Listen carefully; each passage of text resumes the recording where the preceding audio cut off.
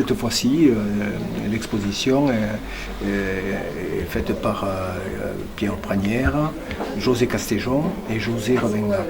Ce sont des œuvres de qualité. Je peux dire même que c'est des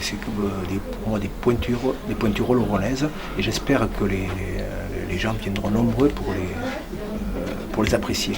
Commencé tout petit. Donc quand je dis tout petit, il y a une bonne cinquantaine d'années quand même.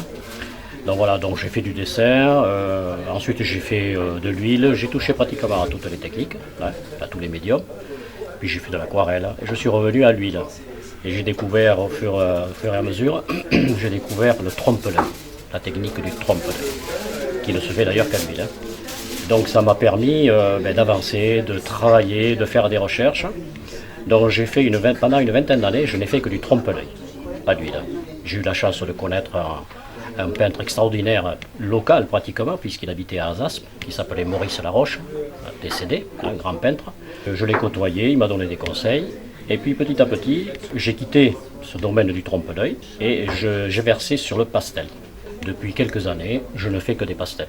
Grand format, puisque le grand format, en fait, il est fait pour attirer l'œil. Mais je reste quand même dans le domaine de la précision, du détail. Ça, c'est très difficile de le quitter. Quand on y a goûté, c'est très difficile de s'en détacher. Ce qui m'a fait poursuivre ma peinture et ma démarche de peinture, c'est la rencontre avec Pierre Martinez, qui était un peintre réputé de la vallée d'Ossau. Il est aujourd'hui disparu, mais c'est lui qui m'a encouragé à repartir et à faire de la peinture. Alors comme il faisait de l'aquarelle, j'ai fait de l'aquarelle, c'est ce qui m'a passionné. Il avait une technique spéciale avec le bambou refendu, qu'il aquarellait légèrement d'aquarelle. Et j'ai fait la même chose que lui. Et c'est grâce à lui que je me suis remis à peindre. Bon, j'étais au foyer artistique, bien sûr.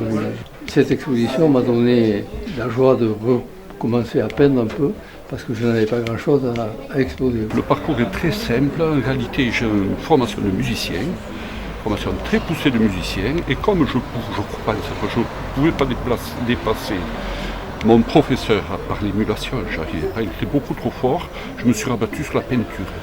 Voilà, alors je fais de la peinture parce que je ne peux pas faire autre chose. Voilà, alors j'essaie de la faire le moins mal que je peux. Après j'ai appris à peindre avec un monsieur qui était restaurateur au Prado. J'emploie les techniques, je bois les huiles, je fais les mélanges, je les prépare moi-même. Et donc je peins à peu près avec les techniques des peintres tolédans du 15e et du 16e.